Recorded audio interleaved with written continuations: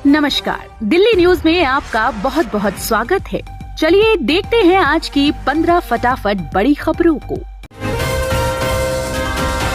दिल्ली में फ्री बिजली पर केजरीवाल सरकार का बड़ा फैसला। दिल्ली सरकार ने गुरुवार को फ्री बिजली को लेकर बड़ा फैसला किया है। केजरीवाल सरकार में मंत्री आतिशी ने कहा है कि दिल्ली के लोगों को बिजली पर सब्सिडी मिलती रहेगी। बता दें, गुरुवार को मुख्यमंत्री के घर पर कैबिनेट बैठक बुलाई गई थी। फैसले के बाद मुख्यमंत्री ने दिल्ली के लोगों को बिजली सब्सिडी के फैसले पर बधाई दी है। अरविंद केजरीवाल को ईडी की अर्जी पर राउज एवेन्यू कोर्ट ने भेजा समन। 16 मार्च को पेश होने को कहा।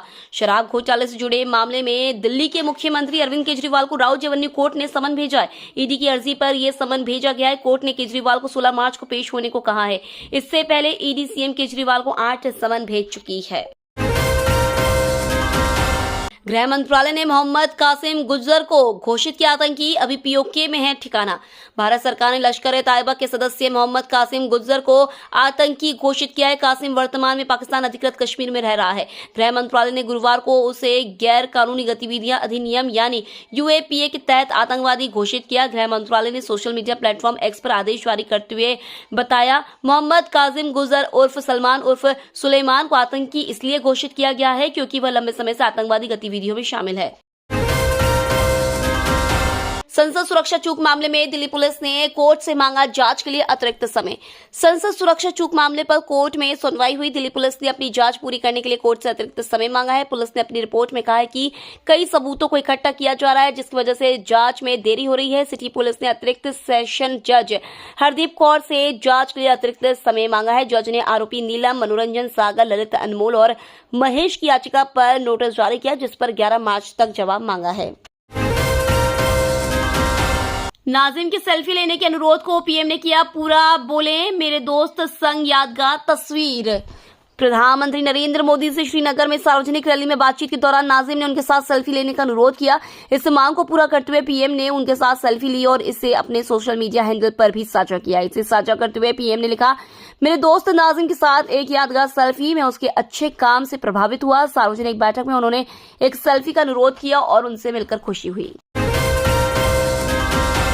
1 साल के लिए बढ़ाई गई एलपीजी सिलेंडर पर 300 रुपए सब्सिडी। पीएम मोदी की अध्यक्षता में कैबिनेट की मीटिंग हुई। मीटिंग के बाद केंद्रीय मंत्री पीयूष गोयल ने बैठक में लिए फैसलों की जानकारी देते हुए कहा, प्रधानमंत्री उज्ज्वला योजना के लाभार्थियों को 300 रुपए प्रति सिलेंडर की सब्सिडी दी जाती है, जिसकी अवधि 31 मार्च 2024 तक थी। उसे 1 साल के लिए बढ़ा दिया गया, यानी अब इस योजना के लाभार्थियों को 31 मार्च तक 2025 तक 12 सिलेंडरों पर 300 रुपए की सब्सिडी मिलेगी। केंद्रीय कर्मचारियों की लगी लॉटरी, 4% महंगाई भत्ते में बढ़ोतरी को कैबिनेट की मंजूरी। केंद्रीय कर्मचारियों के लिए खुशखबरी है, महंगाई भत्ते में बढ़ोतरी को मंजूरी मिल गई है। केंद्रीय कैबिनेट ने महंगाई भत्ते में 4% के इजाफे को मंजूरी दे दी है। अब कर्मचारियों को 50% महंगाई भत्ता मिलेगा। ये महंगाई भत्ता 1 जनवरी 2024 से लागू होगा। मार्च के अंत में सैलरी से साथ इसे क्रेडिट किया जाएगा। कुल 2 महीने का एरियर भी इसमें जुड़कर आएगा। ये लगातार चौथी बार है जब महंगाई भत्ते में 4% का इजाफा हुआ है। राहुल गांधी ने किया 5 गारंटी का ऐलान, 30 लाख सरकारी नौकरी और ट्रेनी को 1 लाख रुपए। लोकसभा चुनाव से पहले कांग्रेस ने बड़ा दांव चलाया। कांग्रेस अध्यक्ष मल्लिकार्जुन खड़गे और कांग्रेस नेता राहुल गांधी ने युवाओं के लिए 5 गारंटी का ऐलान किया है। गौरतलब है कि कांग्रेस की भारत जोड़ो न्याय यात्रा गुरुवार को मध्य प्रदेश से राजस्थान पहुंची। राजस्थान के बांसवाड़ा में राहुल गांधी ने एक जनसभा भी की है। कांग्रेस ने केंद्र सरकार में 30 लाख नौकरी की गारंटी दी है। कांग्रेस ने कहा है कि एक कैलेंडर जारी करेंगे और उसके अनुसार समयबद्ध तरीके से भर्ती की प्रक्रिया पूरी करेंगे। सोने की कीमतों में रिकॉर्ड उछाल से कीमत पहुंचा 65,000 रुपए के पार।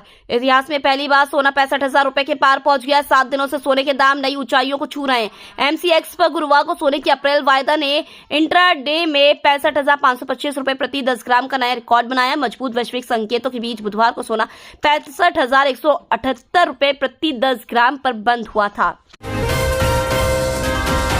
बम प्लांट करके मस्जिद में नमाज पढ़ने गया था बेंगलुरु ब्लास्ट का आरोपी।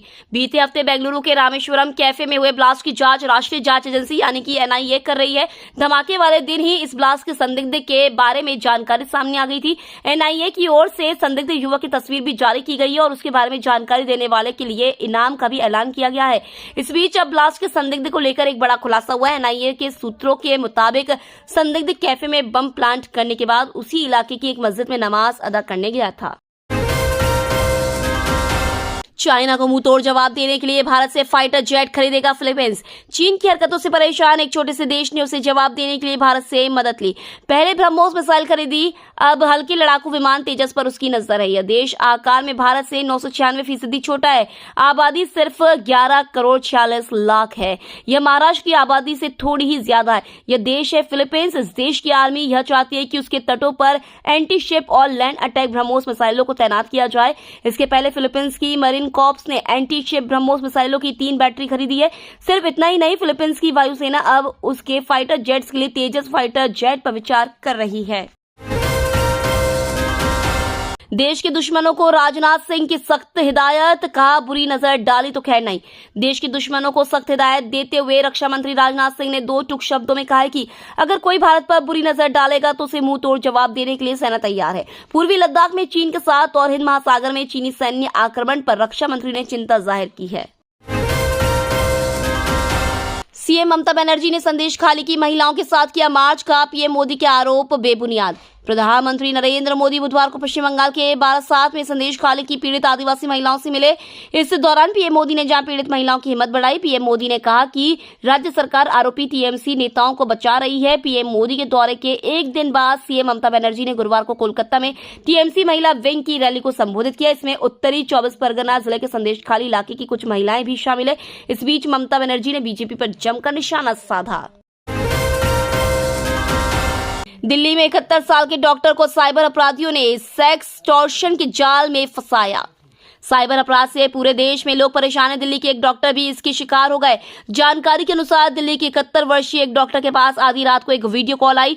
डॉक्टर को लगा कि कोई मरीज परेशानी के हालात में उन्हें कॉल कर रहा है, लेकिन जब डॉक्टर ने कॉल रिसीव किया तो पाया कि दूसरी तरफ एक महिला आपत्तिजनक स्थिति में है।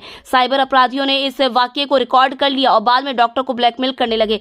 साइबर अपराधियों ने डॉक्टर से लगभग 9 लाख रुपए एक सेक्सटॉर्शन के तहत वसूल लिए।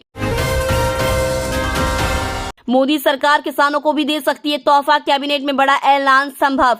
आज प्रधानमंत्री नरेंद्र मोदी की अध्यक्षता में कैबिनेट बैठक में कई बड़े फैसले लिए जा सकते हैं। किसानों के लिए भी बड़ा ऐलान संभव है। सूत्रों से मिली एक्सक्लूसिव जानकारी के मुताबिक देश के अन्नदाताओं को आज सरकार बड़ा तोहफा दे सकती है। एमएसपी पर भी कोई बड़ा फैसला संभव है। तो ये थी आज की बड़ी खबरें। डेली खबरों से अपडेट रहने के लिए चैनल को सब्सक्राइब करना बिल्कुल न भूलें। धन्यवाद।